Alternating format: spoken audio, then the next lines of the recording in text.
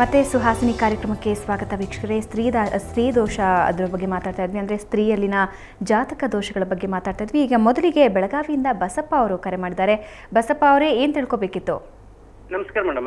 ನಮಸ್ತೆ, ಹೇಳಿ ಮೇಡಮ್. ನಾವು ಈಗ ಒಂದೆರಡು ಕನ್ಯೆ ನೋಡಿದ್ದೆ ಮೇಡಮ್. ಒಟ್ಟ ಕನ್ಯೆ ನೋಡಿ ಬರೋದು ಒಂಥರ ಮುಜುಗರ ಆಗುತ್ತೆ ಮೇಡಮ್. ಅದ್ರ ಬಗ್ಗೆ ಆಸಕ್ತಿನೂ ಬಿಡತ್ತಿಲ್ಲ ಮೇಡಮ್. ಓಕೆ, ಪಂಡಿತರು ಮಾತಾಡ್ತಾರೆ, ಮಾತಾಡಿ. ಹೇಳಿ, ನಿಮ್ಮ ನಕ್ಷತ್ರ, ನಿಮ್ಮ ಹುಟ್ಟದ ತಾರೀಕು ಹೇಳಿ. ಪಂಡಿತ್ರೆ, ನನಗೆ ಪಕ್ಕಾ ಡೇಟ್ ಗೊತ್ತಿಲ್ರಿ ಪಂಡಿತ್ರೆ.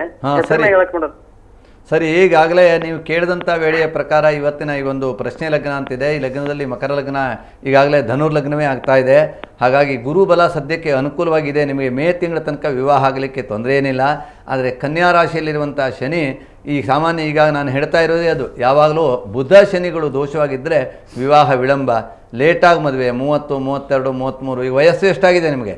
ಮೇಡಮ್ ಪಂಡಿತ್ರೆ, ನಮ್ದು LC ಪ್ರಕಾರ ನೋಡ್ರೆ 1978 ರೀ, 27. ಸರಿ, ಈಗ 33 ವರ್ಷ. ಯಾವಾಗಲೂ ಆ ಸಪ್ತಮದಲ್ಲಿ ಶನಿಗಳಿದ್ರೆ ಅಥವಾ ದಶಮದಲ್ಲಿ ಇದ್ದು ಸುಖಸ್ಥಾನ ಶನಿ ನೋಡಿದ್ರೆ 33, 34, 35, 36 ವರ್ಷದವರೆಗೆ ವಿಳಂಬ ಆಗುತ್ತೆ. ಅದರಿಂದ ಈಗಾಗಲೇ ನಿಮಗೆ 33, 34 ಆಗ್ತಾ ಇದೆ. ಬೇಗ ವಿವಾಹ ಆಗಬೇಕು ಅಂತಾದರೆ ಗಂಧರ್ವ ವಿಶ್ವಾವಸು ಪೂಜೆ ಅಂತಿದೆ. ಪುರುಷರಿಗೆ ಗಂಧರ್ವ ವಿಶ್ವಾವಸು ಪೂಜೆ ಅಂತಿದೆ. ಅಲ್ಲಿ ಪುರೋಹಿತರುಗಳನ್ನು ಭೇಟಿಯಾಗಿ ಗಂಧರ್ವ ವಿಶ್ವಾವಸು ಪೂಜೆಯನ್ನು ಮಾಡಿ ಬೇಗ ಗಂಧರ್ವ ಲೋಕದಿಂದ ಯಾವುದಾದ್ರು ಕನ್ಯೆಯನ್ನು ನಿಮಗೆ ಅನುಗ್ರಹಿಸಲಿ, ಒಳ್ಳೆಯದಾಗಲಿ. ಈಗ ನರಗುಂದದಿಂದ ರತ್ನಮ್ಮ ಕರೆ ಮಾಡಿದ್ದಾರೆ. ರತ್ನಮ್ಮ ಅವರೇ, ಏನು ತಿಳ್ಕೊಬೇಕಿತ್ತು?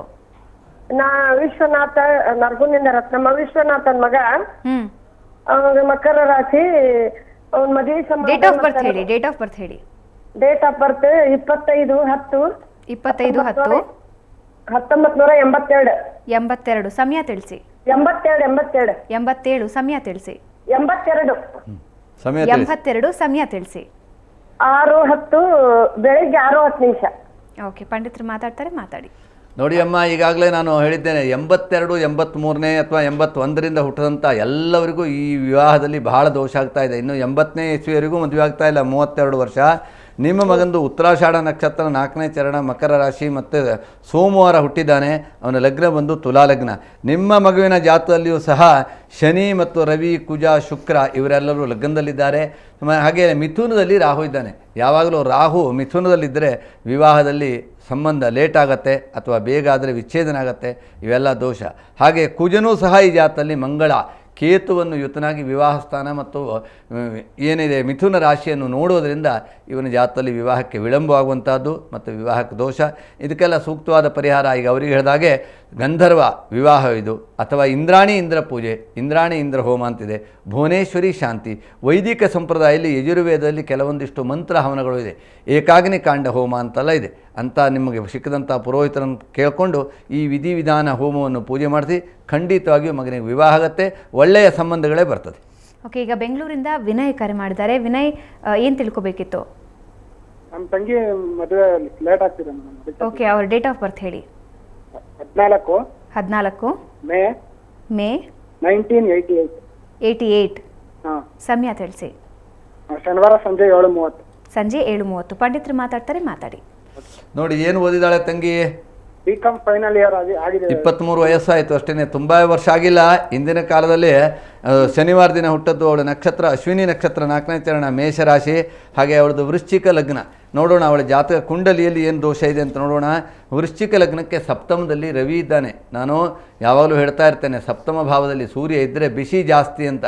ಹಾಗಾಗಿ ವೈವಾಹಿಕ ಸಂಬಂಧ ಬೇಗ ಆಗಿಲ್ಲ ಅಂತ ಬೇಸರ ಪಡಬೇಕಾಗಿಲ್ಲ.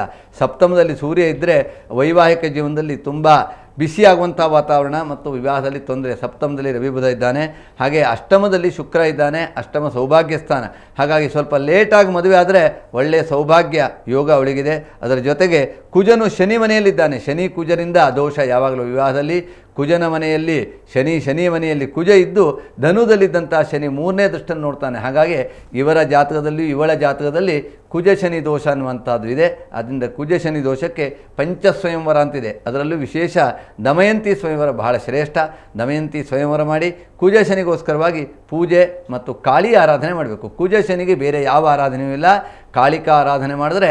ಹಾಗೆ 64 ಕೋಟಿ ಯೋಗಿನಿ ಗಣಗಳಿಗೆ ಸಂಬಂಧಪಟ್ಟಂಥ ಪೂಜೆ, ಯೋಗಿನಿ ಬಲಿ, ಯೋಗಿನಿ ಹೋಮ ಅಂತಿದೆ. ಇದನ್ನು ಮಾಡಿದ್ರೆ ಸಕಲ ದೋಷ ಪರಿಹಾರ ಆಗ್ತದೆ. ಒಳ್ಳೆಯದಾಗಲಿ. ಈಗ ಬೆಂಗಳೂರಿಂದ ಮಂಜುಳಾ ಕರೆ ಮಾಡಿದ್ದಾರೆ. ಮಂಜುಳಾ, ಏನು ತಿಳ್ಕೊಬೇಕಿತ್ತು? ಮಗಳ ಮದುವೆ ವಿಷಯದಲ್ಲಿ ತಿಳ್ಕೊಬೇಕಾಗಿತ್ತು madam. Okay, date of birth ಹೇಳಿ. 6/5. 65 87 87. ಸಮಯ ತಿಳಿಸಿ. 12:45 ಮಧ್ಯರಾತ್ರಿನಾ ಬೆಳಗ್ಗೆನಾ ಮಧ್ಯಾಹ್ನನಾ? ಮಧ್ಯರಾತ್ರಿ. ಓಕೆ, ಪಂಡಿತರು ಮಾತಾಡ್ತಾರೆ, ಮಾತಾಡಿ. ಆಶ್ಲೇಷ ನಕ್ಷತ್ರ. ಹಾಂ ನೋಡಿ ಅಮ್ಮ, ಇವರು 87 ಮಧ್ಯರಾತ್ರಿ. ಹಾ, ಯಾವ ವಾರ ನಿಮ್ಗೆ ಗೊತ್ತಿತ್ತಾ? ಇದು ನೋಡಿ ಬುಧವಾರ ಅಂತ ಬರುತ್ತೆ, ನೀವು ಹೇಳ್ತಾ ತಾರೀಕು. ಮಂಗಳವಾರ ರಾತ್ರಿ ಬುಧವಾರ. ಸರಿ. ಆಶ್ಲೇಷ ನಕ್ಷತ್ರ ಅವಳದು. 1ನೇ ಪಾದ. ಹಾ ಸರಿ ಇದೆ. 3ನೇ ಪಾದ ಆಶ್ಲೇಷ ನಕ್ಷತ್ರ. 1ನೇ ಒಟ್ಟಿನಲ್ಲಿ ಪಾದ ಬರುತ್ತೆ. 1ನೇ ಪಾದ. 1ನೇ ಪಾದ ಆಶ್ಲೇಷ ನಕ್ಷತ್ರವು ಸರಿ ಇದೆ. ಆಶ್ಲೇಷ ನಕ್ಷತ್ರದಲ್ಲಿ ಮೂಲಜ ಶುಶುರಂ ಹಂತಿ ವ್ಯಾಲಜಾಚ ತದಂಗನ ಮಳೆ. ಮೂಲ ನಕ್ಷತ್ರದಲ್ಲಿ ಮಾವನಿಗೆ, ಆಶ್ಲೇಷ ನಕ್ಷತ್ರದಲ್ಲಿ ಅತ್ತೆಗೆ ಅಂತ ವಾಡಿಕೆ ಇದೆ. ಅದರಲ್ಲೂ ಮೂಲ ಆದ್ಯ ಪಾದೆ ಮೂಲ ನಕ್ಷತ್ರದ 1ನೇ ಪಾದ, ಆಶ್ಲೇಷ ನಕ್ಷತ್ರದ ಕೊನೆಯ ಪಾದ ಅತ್ತೆ ಮಾವನಿಗೆ ಸ್ವಲ್ಪ ದುರ್ಬಲ. ಹಿಂದಿನ ಕಾಲದಲ್ಲಿ ಸಂಪ್ರದಾಯ ಪ್ರಕಾರವಾಗಿ ಅತ್ತೆ ಇಲ್ದಿದ್ದ ಮನೆ ಕೊಡ್ತಿದ್ರು. ಇವತ್ತಿನ ಕಾಲದಲ್ಲಿ ಅತ್ತೆ ಇದ್ದರೂ ಸಹ ಅತ್ತೆ ಇಲ್ದಿದ್ದಂಗೆ ಮಾಡ್ಕೊಡ್ತಾರೆ. ಮದುವೆ ಮಾಡ್ಕೊಂಡು ಅವ್ರ ಮನೆಗೆ ಹೋದ್ಮೇಲೆ ಅತ್ತೆಗೆ ಬೇರೆ ಮನೆಗೆ ಕಳಿಸ್ತಾರೆ. ಹಾಗಾಗಿ ಆಶ್ಲೇಷ ನಕ್ಷತ್ರಕ್ಕಾಗಿ ನೀವು ಭಯಪಡಬೇಕಾಗಿಲ್ಲ. ಅವಳ ಜಾತಕದ ಕುಂಡಲಿ ಏನಿದೆ ನೋಡೋಣ. ಈಗಾಗಲೇ ಅವಳ ಲಗ್ನಕ್ಕೆ, ಅವಳದ ಚಂದ್ರ ಮತ್ತು ಲಗ್ನ ಕರ್ಕಾಟಕ ಲಗ್ನ, ಕರ್ಕಾಟಕ ರಾಶಿ. ಅವಳ ಜಾತದಲ್ಲಿ ಸುಖಸ್ಥಾನಾಧಿಪತಿ ಶುಕ್ರ ರಾಹುಯುತನಾಗಿದ್ದಾನೆ. ಯಾವಾಗಲೂ ಶುಕ್ರ ಮತ್ತು ರಾಹು ಯುತವಾಗಿದ್ದರೆ ಅಲ್ಲಿ ಸ್ವಲ್ಪ ದೋಷಗಳು ಉಂಟಾಗುತ್ತವೆ. ಕೆಲವೊಂದು ಆಕ್ಷೇಪ ಅಪವಾದಗಳನ್ನು ಉಂಟು ಮಾಡ್ತಾರೆ. ಹಾಗಾಗಿ ಸ್ವಲ್ಪ ದೋಷ ಇದೆ. ವಿವಾಹಕ್ಕೆ ವಿಘ್ನ ಮಾಡುವಂಥ 2 ದೋಷಗಳಿದೆ. ಪಂಚಮದಲ್ಲಿರುವಂಥ ಶನಿಯು ಕಾರ್ಯವನ್ನು ಹಾನಿ ಮಾಡ್ತಾನೆ. ಅದರಲ್ಲೂ ಕುಜನ ಮನೆಯಲ್ಲಿದ್ದಾನೆ. ನಾವು ಪ್ರತಿ ಸಲವೂ ಹೇಳ್ತೇವೆ, ಕುಜ ಶನಿ ಯುತ ಅವರ ಮನೆಯಲ್ಲಿ ಇರುವುದು ಪರಿವರ್ತನಾ ಯೋಗ. ಇವೆಲ್ಲ ವೈವಾಹಿಕಕ್ಕೆ ತೊಂದರೆ. ಇದಕ್ಕೆಲ್ಲ ಸಂಬಂಧಪಟ್ಟಂತಹ ಪೂಜೆ ಪುನಸ್ಕಾರಗಳಿದೆ. ವಿನಾಯಕ ಶಾಂತಿಯನ್ನು ಮಾಡಿ. ವಿವಾಹಕ್ಕೆ ವಿಳಂಬವಾಗುವುದಕ್ಕೆ ವಿನಾಯಕ ಶಾಂತಿ ಬಹಳ ಮುಖ್ಯವಾದ್ದು. ಆದ್ದರಿಂದ ಶಾಸ್ತ್ರೀಯವಾದ ರೀತಿಯಲ್ಲಿ ಗೊತ್ತಿದ್ದಂಥವ್ರ ಹತ್ರ ವಿನಾಯಕ ಶಾಂತಿ ವಿಧಿವಿಧಾನವನ್ನು ಮುಂದಿನ ಸಂಚಿಕೆಯಲ್ಲಿ ನಿಮಗೆ ತಿಳಿಸ್ತೇನೆ, ಹೇಗೆ ಮಾಡಬೇಕು ಅನ್ನೋದನ್ನು. ಅದನ್ನು ಮಾಡಿಸ್ಕೊಡಿ. ಖಂಡಿತವಾಗಿಯೂ ಮಗಳಿಗೆ ಅನುರೂಪ ವರ ಪ್ರಾಪ್ತಿ ಆಗ್ತಾನೆ. ಒಳ್ಳೆಯದಾಗಲಿ. ಧನ್ಯವಾದ ಪಂಡಿತರೆ. ವೀಕ್ಷಕರೇ, ಇನ್ನಷ್ಟು ಕಾಲರ್ಸ್ ಕಾಯ್ತಿದ್ದಾರೆ. ಹಾಗೆ ಇನ್ನಷ್ಟು ಜಾತಕಗಳನ್ನು ನೋಡೋದಿದೆ. ಅದಕ್ಕೂ ಮುಂಚೆ ಒಂದು ಚಿಕ್ಕ ಬ್ರೇಕ್.